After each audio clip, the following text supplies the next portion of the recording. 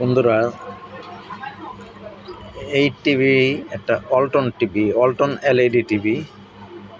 এটা একটা নন smart TV আর কি। এই টিভিটার রোগটা হচ্ছে সাউন্ড আছে কিন্তু ছবি আসে না। মানে ছবির ডিসপ্লে আলো আছে, অনেক সময় লাইট খারাপ হলে ছবি আসে না, কিন্তু এটা আলো আছে তারপরেও ছবি আসে না, মানে ব্লাইন্ড হয়ে গেছে স্ক্রিনে। এখন ডিসপ্লে শর্ট হয়ে গেলে এই রোগটা হয়। আচ্ছা, এইখানে এই পিন একটা ভোল্টেজ থাকে, এই যে লেখা আছে BONE। এই পিন একটা ভোল্টেজ আছে, এটা ভোল্টেজ হলো 25 ভোল্ট।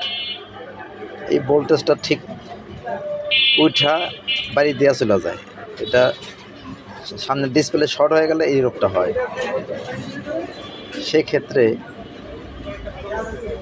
এই পিন কাটতে হয়।